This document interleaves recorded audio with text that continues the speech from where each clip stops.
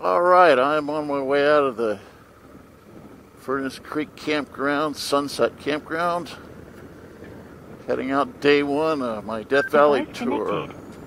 And we're headed towards Uebehebe Crater, the Harmony Borax Works, and the Salt Trail Interpretive Trail, Salt Creek Interpretive Trail.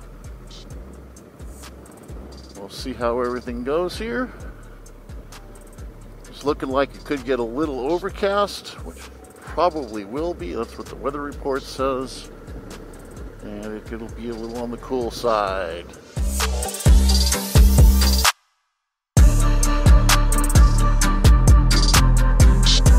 So this is the visitor center, and right now it's open, but it's pretty much closed.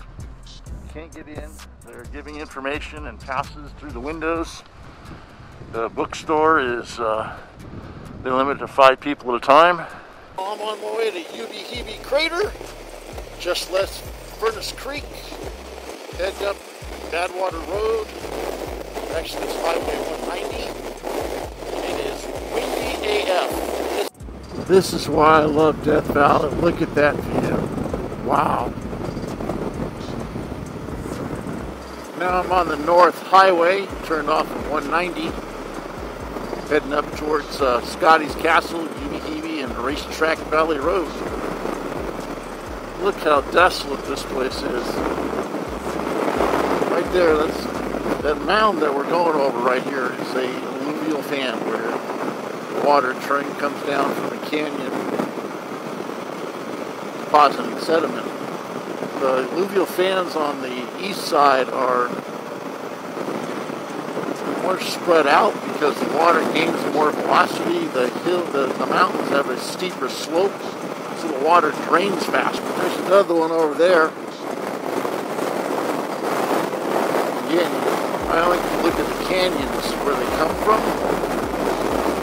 You can see it going behind those hills over there. I think those are the Black Mountains. I could be wrong.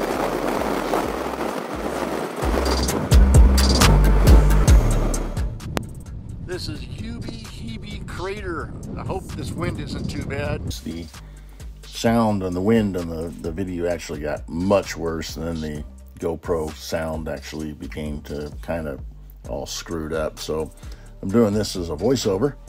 But to continue, basically Uebehebe Crater is about a half a mile wide and up to 777 feet deep. It started out as a Mar volcano, or it originated as a Mar volcano.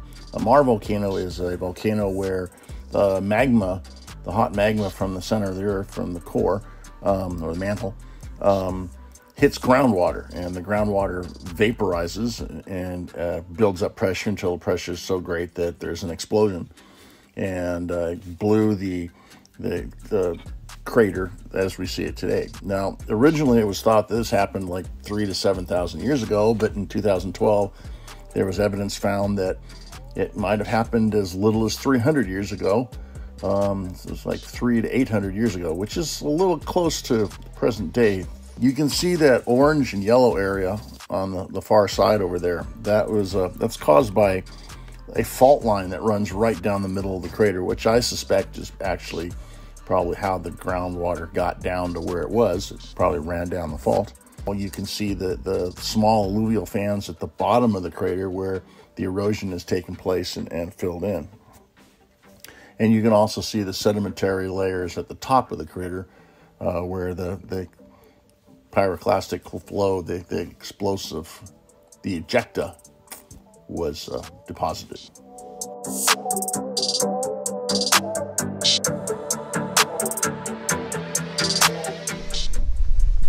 Got back to Furnace Creek, got gas. Now I'm out back north a little bit at the Salt Creek's Interpretive Trail. What most people don't realize is that there actually is water in Death Valley. Matter of fact, the land is sculpted by it. It's just very dry and very hot and very low. Again, the sedimentary layers up at the top there, probably brought down by flooding. And then you can see the creek. It's actually running. The difference is on this is because of the minerals and the fast evaporation rate, you get a very high salinity. And there's not a lot of animals that can handle that. That's what makes the pupfish so interesting. They're the only ones that can, or they've evolved in this area to do that. This used to be, actually, before the ice ages, a really great lake basin, and that's what explains all those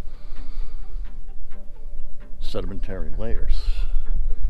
But then it dried up because of the ice age, and the pupfish got stranded in different holes in the desert, and they've evolved actually into 10 different species of pupfish in the area.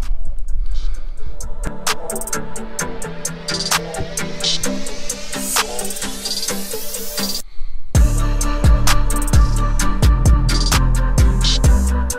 can tell when there's water in the middle of the desert because there are green things.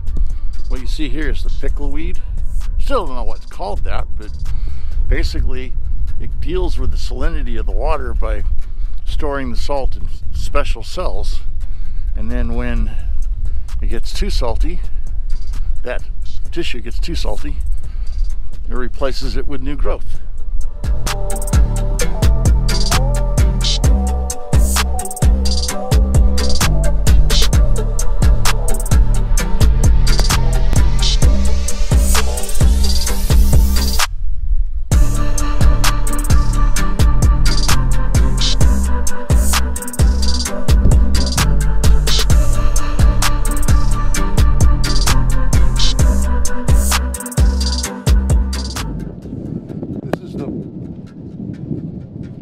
Harmony Borax Works.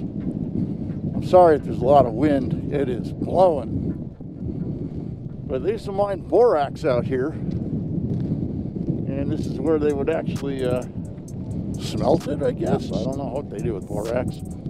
Those are the 20 mule team borax wagons. And they had to use those because during the summer, the water never cooled down enough to harvest the borax. It didn't crystallize. But during the winter, they didn't have to use these. I apologize for the wind noise with the GoPro. It got really windy in Death Valley that afternoon, that evening.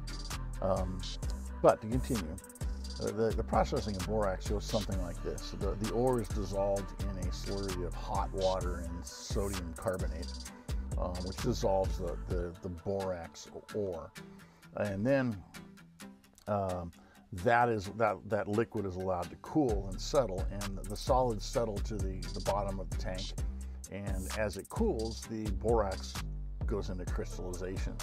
They pour that liquid over some special material which allows the borax to crystallize. They rinse it to purify it, and then they take those crystals off of the fabric, and that's what they ship to market on the 20 mule team borax wagons. And that's what you can see here is that processing plant that was in the Death Valley area. So it's like right about now that I realized that when I looked at the parking lot that Mattis had blown over. The wind was that strong, and so I went back down to the bike and with help some people in the parking lot picked it up and rode back to Furnace Creek, which wasn't that long, 15-20 minutes, and tried to set up my tent.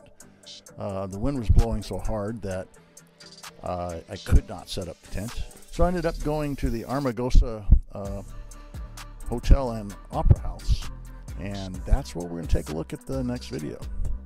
If you like the video, please hit the thumbs up, subscribe to the channel, and as always, till next time, be great, do good, go out and explore.